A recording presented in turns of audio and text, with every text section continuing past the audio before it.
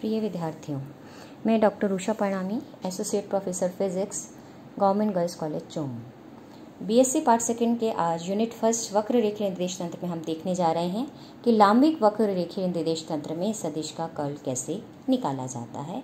Curl of a vector in orthogonal curvilinear coordinate system. तो first year से हम definition जानते हैं कि कर्ल ए का जो मॉडुलस है वो इस प्रकार से दिया जाता है कि limit D A tending to 0 integral बंद पथ पर ए डॉट डी एल, इसका मान क्या है, मैक्सिमम अपॉन डी ए, या फिर दिशा के साथ हम दिखाएं तो कर्ल ए डॉट एन का limit D A tending to 0 1 upon D A बंद पथ पर ए डॉट डी एल यानी रेखा समाकल सदिश का, और इसका मान क्या होना चाहिए, मैक्सिमम। अब इसको शब्दों में हम पिरोते हैं तो हम क्या कह सकते हैं कि क्षेत्रफल अल्पांश की स्थिति में, क्योंकि limit D A tending to 0 है तो इसे शब्दों में कैसे कहा जाता है कि क्षेत्रफल अल्पांश की स्थिति में किसी भी सदिश के का जो क्षेत्रफल जिस पथ के द्वारा घेरा जा रहा है उस पथ के अनुदिश सदिश का अधिकतम परिसंचरण प्रति एकांक क्षेत्रफल। एक बार पुनः दोहरा दें कि क्षेत्रफल अल्पांश की स्थिति में सदिश ए को घेरने वाले क्षेत्र के बंद पथ के अनुदिश सदिश का अधिकतम परिसंचरण प्रति एकांक क्षेत्रफल उस सदिश का कर्ल कहलाता है, और इसकी दिशा उस पृष्ठ के लंबवत होती है जिसका निर्माण बंद पथ के द्वारा किया गया है, और इसलिए हमने इसको यहाँ किसके द्वारा दिखाया है, एन कैप के द्वारा दिखाया है। अब वक्र रेखीय निर्देश तंत्र में हम क्या करते हैं कि इस कर्ल का मान ज्ञात करना चाहते हैं तो सबसे पहले u1 दिशा में हम इसका घटक निकालेंगे, और u1 दिशा का अगर मैं घटक निकाल सकती हूँ तो सिमिलर पैटर्न पे मैं u3 और u3 दिशा में भी कर्ल का घटक निकाल सकती हूँ। चूँकि अब मैं u1 दिशा में कर्ल का घटक निकालना चाहती हूँ तो मुझे अच्छे से पता है कि कर्ल की दिशा जो दिखाई जाती है उस पृष्ठ के लंबवत दिखाई जाती है। तो u1 दिशा में घटक निकालने के लिए मैं पृष्ठ कहाँ लूँगी, u2 और u3 दिशा में लूँगी, और u2 और u3 दिशा में जब मैं लेती हूँ तो मान लिया मैंने एक u2 दिशा के अनुदिश क्षेत्र घटक कितना है, a2, और u3 दिशा के अनुदिश क्षेत्र घटक कितना है, a3 है। तो यहाँ पर हमने एक बंद पथ दिखाया है, और बंद पथ कितना है, OBCD है। इसके द्वारा ये पृष्ठ OBCD घेरा गया है, और यह पृष्ठ आप देख सकते हैं u2 u3 दिशा में है, तो मैं जो कर्ल निकालूंगी वो u1 दिशा में ही निकलेगा। तो सबसे पहले कर्ल ज्ञात करने के लिए हम यहाँ देखें तो क्षेत्रफल अगर मैं इसका देखूं तो u2 दिशा में हमने देखा था लेंथ एलिमेंट में किसके द्वारा दे सकती हूँ, S2du2 के द्वारा, और u3 दिशा में लेंथ एलिमेंट का मान मैं दे सकती हूँ S3du3 के द्वारा। तो जो एरिया हो जाएगा इस बंद पथ के द्वारा घेरे गए पृष्ठ का वो एरिया हो जाएगा S2 S3 du2 du3। अब सबसे पहले मेरा एम क्या है कि मैं लाइन इंटीग्रल का मान निकालूं। पूरे मुझे बंद पथ के अनुदिश चाहिए तो पहले मैं भुजा OB के अनुदिश निकालूंगी, BC के अनुदिश लेंथ एलिमेंट का रेखा समाकल निकालूंगी सदिश का, CD के अनुदिश सदिश का रेखा समाकल निकालूंगी, और DO के अनुदिश रेखा का सदिश का रेखा समाकल निकालूंगी। तो सबसे पहले मैं OB भुजा के अनुदिश सदिश का रेखा समाकल ज्ञात करती हूँ, a डॉट डी एल, और 0 होने से एक ही दिशा में है इसलिए 1 हो जाएगा, तो सिर्फ ADL ही बचता है। तो A कंपोनेंट जो है सदिश A का जो घटक है u2 दिशा में वो a2 है, और लेंथ एलिमेंट a2 S2du2 है, इसलिए टोटल जो सदिश का रेखा समाकल इस भुजा पर मुझे मिलेगा वो हो जाएगा a2 S2du2। अब मैं चाहती हूँ O से D तक, क्योंकि मैं सदिश का ओरिजिन यहाँ मान रही हूँ, तो O से D तक जब मैं जाती हूँ तो O से D पे मुझे रेखा समाकल O से D का ना निकाल के, चूँकि मैं एक सर्कुलेशन की दिशा में बढ़ती हूँ तो O से B, B से C, C से D और D से O आती हूँ, तो इसलिए मैं D से O की दिशा में सदिश का रेखा समाकल निकालती हूँ। तो सदिश इस दिशा में मुझे मालूम है a3 है, भुजा S3du3 है, तो a3 S3du3, लेकिन साइन माइनस का क्यों, क्योंकि सर्कुलेशन की दिशा और u3 की दिशा परस्पर विपरीत है, इसलिए साइन हमने क्या लगाया है, माइनस का लगाया है। अब हम निकालते हैं B से C की ओर, तो यहाँ से यहाँ तक आते समय, इस भुजा से इस भुजा तक आते समय हम देखते हैं कि इस भुजा पर तो सदिश a3 है, लेकिन जो परिवर्तन होगा उसका यहाँ से यहाँ तक आने में वो u2 दिशा के साथ होगा, और यहाँ पर जो मान था उसके साथ में परिवर्तन हो रहा है, इसलिए कुल मान क्या हो जाएगा, a3 S3du3 में कुछ जुड़ेगा, और वो क्या जुड़ेगा कि परिवर्तन की दर को हमने कितनी दूरी तय की है उससे हमने गुणा कर दिया, तो कुल मान मुझे मिल जाता है a3 S3du3 plus 1 upon S2 del u2 of a3 S3du3 into S2 du2, क्योंकि यहाँ परिवर्तन a3 का किसके साथ हो रहा है, u2 के साथ हो रहा है, और भुजा कितनी तय की जा रही है, S2 du2। तो यहाँ O पर मान ये था, तो कुल परिवर्तन होने पर मान ये हो गया।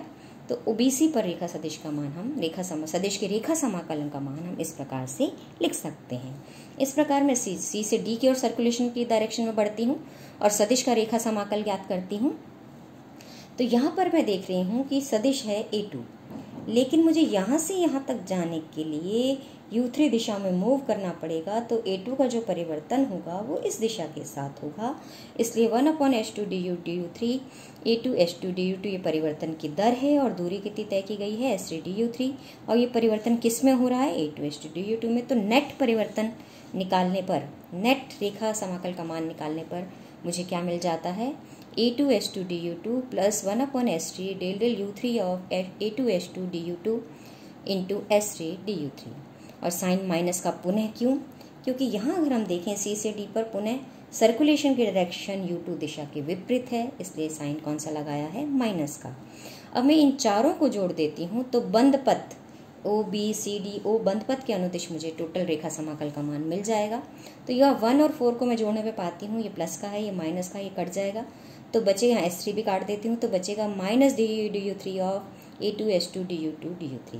इसी तरह समीकरण 2 और 3 को मैं जोड़ती हूँ तो ये माइनस प्लस कट जाने से, h2 को यहाँ से काट देने से मेरे पास बच जाता है del u2 of A3 h3 du3 du2 du3 दोनों साथ में है।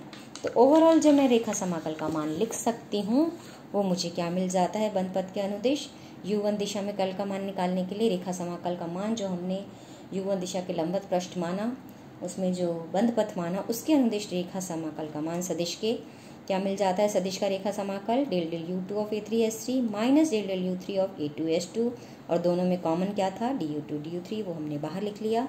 और क्षेत्रफल जो इस रेखा समाकल के द्वारा परिबद्ध किया गया है उसका मान है h2 s3 du2 du3, हम देख चुके हैं। इसलिए कल की परिभाषा से अगर हम देखें तो क्षेत्रफल 5 तो हम लेते हुए ही चले हैं। तो रेखा समाकल यानी जो भी सर्कुलेशन है सदिश का बंद पथ के अनुदिश, उसको मैं उस बंद पथ से घेरे गए क्षेत्रफल से डिवाइड कर देती हूँ।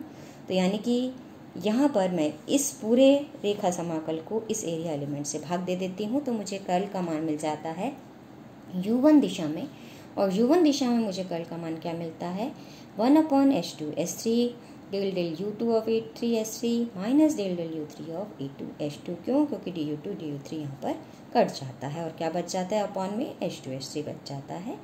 तो इसी प्रकार से जैसे कि मैंने कर्ल का घटक U1 दिशा में निकाला है, उसी प्रकार मैं कर्ल का घटक U2 दिशा में भी ज्ञात कर सकती हूँ।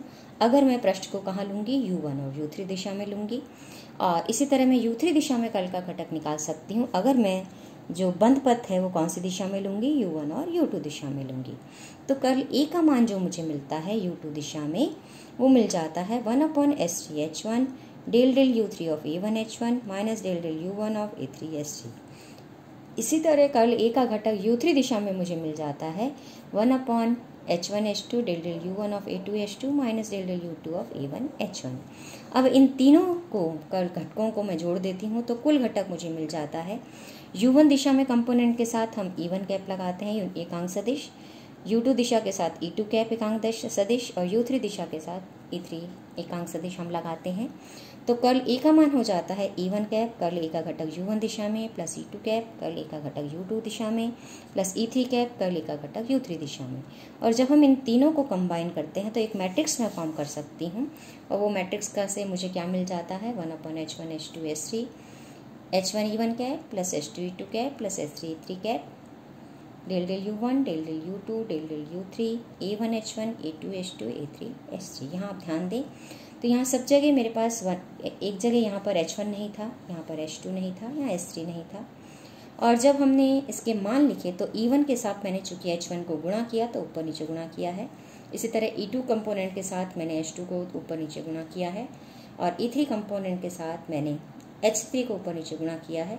तो इसीलिए यहाँ तीनों जो नीचे मैंने कंपोनेंट कॉमन लिखा है वो हो गया 1/h1 h2 s3। इसीलिए E1 के साथ गुणा हो गया h1, और E2 कैप के साथ गुणा हो गया h2, और E3 के साथ गुणा हो गया s3।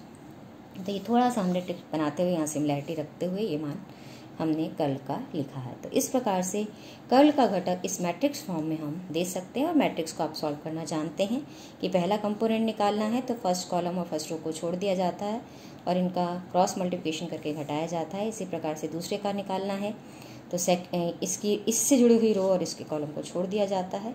तो यहाँ से यहाँ और यहाँ से यहाँ रिवर्स का गुणा करते हैं सेकंड में हम, और थर्ड में भी हम थर्ड के कॉलम और थर्ड के रो को छोड़ देंगे। तो ये मान जो हमने यहाँ निकाले हैं del del U1 A2 H2, और यही मान मुझे माइनस का del del U2 of A1 H1, ये मान मुझे यहाँ पे इस मैट्रिक्स को सॉल्व करने पर मुझे कर्ल का मान मिल जाता है। अब कर्ल से संबंधित हम कुछ एग्जाम्पल्स देख लेते हैं। तो सबसे पहला एग्जाम्पल है, ये कुछ एग्जाम्स में भी आए हुए हैं। तो लांबिक वक्ररेखीय निर्देश तंत्र में अदिश फलन के लाप्लासियन के लिए व्यंजक प्राप्त करना है। किसी भी अदिश फलन का जो लाप्लासियन होता है वो दिया जाता है डेल टू फाई के द्वारा, और डेल टू फाई होता है डेल फाई, और ये डॉट कंपोनेंट हम कल देख चुके हैं, यानी डाइवर्जेंस हम कल निकाल चुके हैं, उसी को हमने यहाँ यूज़ किया है। ग्रेडियंट फाई हो जाता है, मान लिया ग्रेडियंट फाई क्या है, A1 E1 cap, A2 E2 cap plus A3 E3 cap है, जहाँ A1 का मान है del 1/H1 del del U1 of phi, A2 का मान है 1/H2 del del U2 of phi, A3 का मान है 1/H3 del del U3 of phi. अब डाइवर्जेंस का मान डेल डॉट A किस प्रकार से दिया जाता है, 1/H1 H2 H3 del del U1 of A1 H2 H3 plus del del U2 of A2 S3 H1 plus del del U3 of A3 H1 H2। तो यहाँ पर डेल टू फाई का मान क्या हो जाएगा, डाइवर्जेंस ऑफ ग्रेडियंट फाई, तो divergence of gradient phi का मान हमने निकाल लिया है।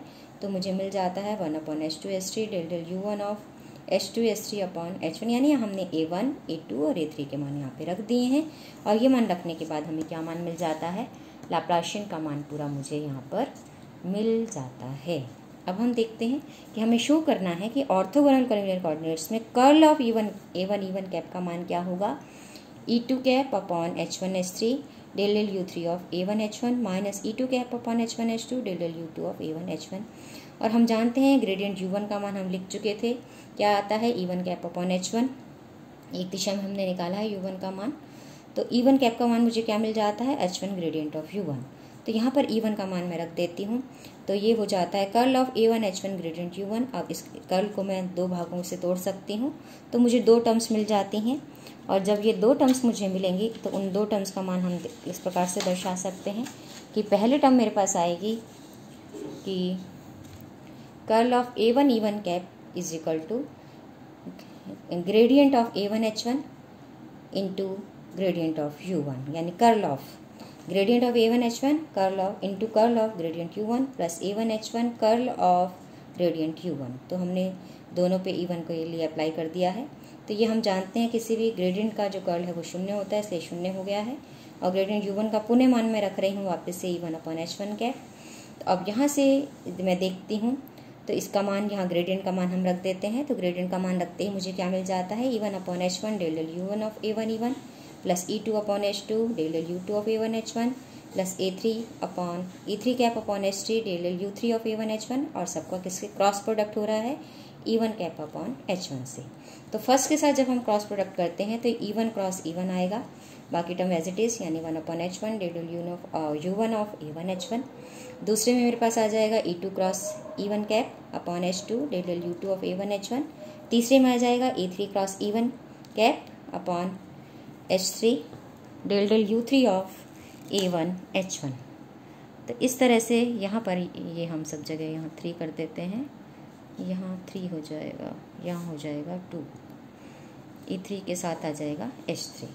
तो यहाँ पर आपके पास ये फर्स्ट E1 क्रॉस E1 का मान हो जाएगा 0, E2 क्रॉस E1 देगा माइनस E3, और E3 क्रॉस E1 देगा E2। तो इस तरह से मान मेरे पास क्या आ जाएगा, प्लस की टर्म को मैं पहले रख देती हूँ।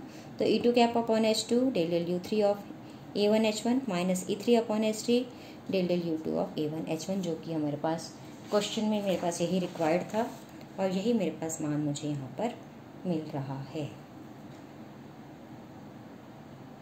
अब हम चलते हैं आगे और देखते हैं कि किस तरह से हम आगे मान निकाल सकते हैं किसका।